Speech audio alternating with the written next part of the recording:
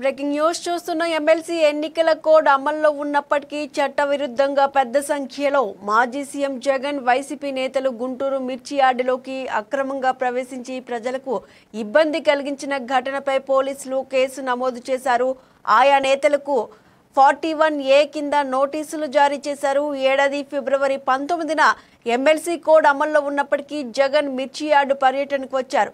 అయితే కోడ్ నేపథ్యంలో పోలీసులు అనుమతి లేదని స్పష్టం చేసినప్పటికీ కూడా మిర్చి యార్డు పర్యటన కొనసాగించడంపై పోలీసులు కేసు నమోదు చేసి నేతలకు 41A నోటీసులు ఇచ్చినట్టు తెలుస్తోంది. ఇక ఇదే అంశానికి సంబంధించి మరింత సమాచారాన్ని మా ప్రతినిధి బాజీ లైవ్ లో అందిస్తారు. బాజీ, వైసీపీ నేతలకు అయితే 41A నోటీసులు నల్లపాడు పోలీసులు అందించినట్టు తెలుస్తోంది. దీనికి సంబంధించి కూడా ఇప్పటికే గుంటూరు నల్లపాడు పోలీసులు నోటీసులు అందించినట్టు తెలుస్తోంది. ఎమ్మెల్సీ కూడా అమల్లో ఉన్న నేపథ్యంలో మిర్చి యార్డు సందర్శనకు పోలీసులు అనుమతి ఇవ్వకపోయినప్పటికీ కూడా వెళ్లడంతో ఈ కేసులు నమోదైనట్టు తెలుస్తోంది. డీటెయిల్స్ ఏంటి? సుష్మా, వైసీపీ పార్టీ ఫిబ్రవరిలో చేసినటువంటి ఏదైతే గుంటూరు మిర్చి యార్డు సందర్శన రైతులతో ముఖాముఖి కార్యక్రమం ఉందో ఈ కార్యక్రమానికి సంబంధించి కూడా అప్పుడు వైసీపీ పార్టీ పోలీసులను పర్మిషన్ అడిగినప్పటికీ అప్పటికే ఎమ్మెల్సీ కోడ్ అమల్లో ఉన్నప్పటికీ పోలీసులు అయితే పర్మిషన్ నిరాకరించారు. అయినప్పటికీ వైసీపీ కార్యకర్తలు అయితేనేమి పార్టీ నాయకులు అయితేనేమి గుంటూరు మిర్చి యార్డును సందర్శించే కార్యక్రమానికి అయితే శ్రీకారం చుట్టారు. గుంటూరు మిర్చి యార్డును సందర్శించే క్రమంలో అక్కడ పర్మిషన్ లేదని చెప్పి గుంటూరు నల్లపాడు పోలీసులు అయితే కేసు అయితే నమోదు చేశారు. ఈ కేసుకు సంబంధించి కూడా ఏదైతే గత క్రైమ్ నెంబరు 209/2025 కింద పోలీసులు అయితే చేశారు. దీనికి సంబంధించి కూడా 41A నోటీసులు అయితే నాయకులకు ఇచ్చినట్టు కూడా తెలుస్తుంది. దీనికి సంబంధించి గుంటూరు నగర మేయర్ కావటి మనోహర్ నాయుడుతో పాటు మోదుగుల వేణుగోపాల్ రెడ్డి, తలసుల రఘురామ్కి 41 నోటీసులు అయితే ఇచ్చినట్టు కూడా తెలుస్తుంది. దీనికి సంబంధించి కూడా అంబటి రాంబాబుకి, వైఎస్ జగన్కి నోటీసులు అయితే అందించాల్సి ఉంది. అంబటి రాంబాబు కోసం పోలీసులు వెళ్ళినప్పటికీ అందుబాటులో లేని కారణంగా అంబటి రాంబాబుకి అయితే నోటీసులు ఇవ్వలేకపోయారని కూడా మనకి తెలుస్తుంది. పూర్తిగా మనం చూసుకున్నట్లయితే అప్పటికే ప్రభుత్వం ఏదైతే గుంటూరు మిర్చి యార్డుకి సంబంధించినటువంటి మిర్చి కొనుగోలుకు సంబంధించినటువంటి కార్యక్రమం ఏదైతే ఉందో అప్పటికే ప్రభుత్వం మిర్చిని కొనుగోలు చేస్తామని కూడా ప్రకటించింది. అప్పటికీ కూడా ప్రభుత్వం తడిసిన ధాన్యం అయితేనేమి తడిసిన పంట అయితేనేమి కొనుగోలు చేస్తూ వస్తూనే ఉంది. అయినప్పటికీ కూడా ఈ యొక్క కార్యక్రమం చేయాలని చెప్పి వైసీపీ పార్టీ నిర్ణయించుకున్న క్రమంలో అప్పటికి ఏదైతే ఎమ్మెల్సీ కూడా అమల్లో ఉన్న నేపథ్యంలో పోలీసులు అయితే అనుమతి నిరాకరించారు. దీనికి సంబంధించి కూడా పోలీసులు కేసు నమోదు చేసి నోటీసులు అయితే జారీ చేశారు. ఈ నోటీసులు తీసుకున్న తర్వాత పోలీసులు ఎప్పుడు పిలిస్తే అప్పుడు ఈ కేసుకు సంబంధించి కూడా వాళ్ళు విచారణకు హాజరవ్వాల్సి ఉంటుంది. సుష్మా, రైట్ బాజీ, అయితే ఎవరెవరి నేతలకి వైసీపీ నేతలకి ఈ నోటీసులు అందాయి?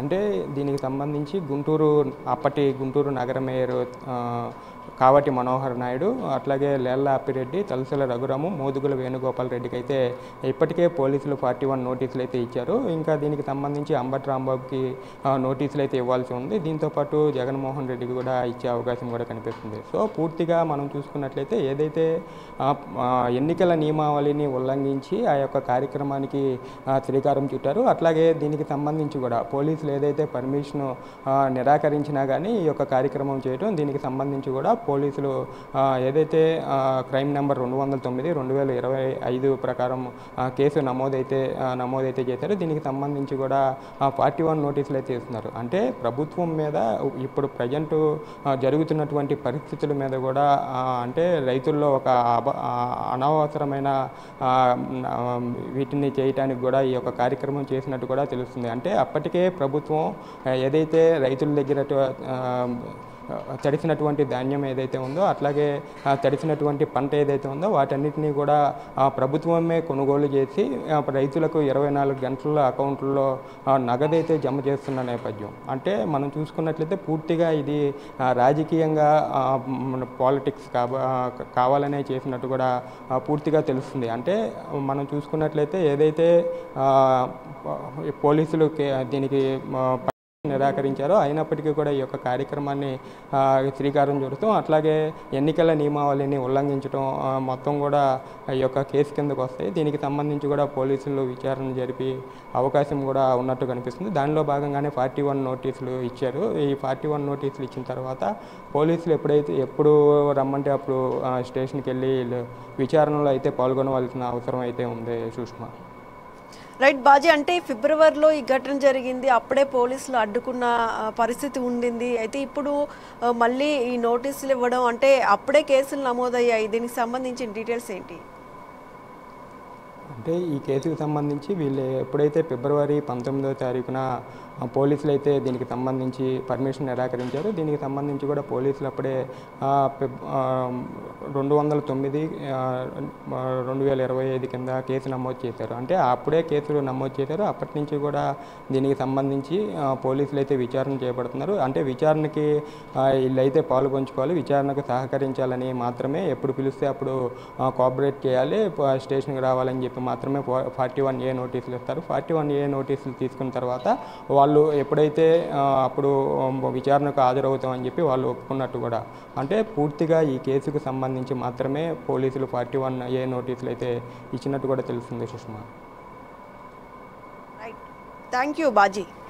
ఎస్, అయితే మొత్తానికి చూసినట్లయితే ఎమ్మెల్సీ ఎన్నికల కోడ్ అమల్లో అప్పుడు ఫిబ్రవరిలో ఉన్నప్పటికీ కూడా చట్టవిరుద్ధంగా పెద్ద సంఖ్యలో అయితే మాజీ సీఎం జగన్, వైసీపీ నేతలు గుంటూరు మిర్చి యార్డులోకి అక్రమంగా ప్రవేశించి ప్రజలకు ఇబ్బంది కలిగించిన ఘటనపై అయితే పోలీసులు కేసు నమోదు చేశారు. ఆయా నేతలకైతే ఇప్పటికే 41A కింద నోటీసులు అయితే జారీ చేశారు. ఈ ఏడాది ఫిబ్రవరి 19న ఎమ్మెల్సీ కోడ్ అమల్లో ఉన్నప్పటికీ జగన్ మిర్చి యార్డు పర్యటనకి వెళ్లారు.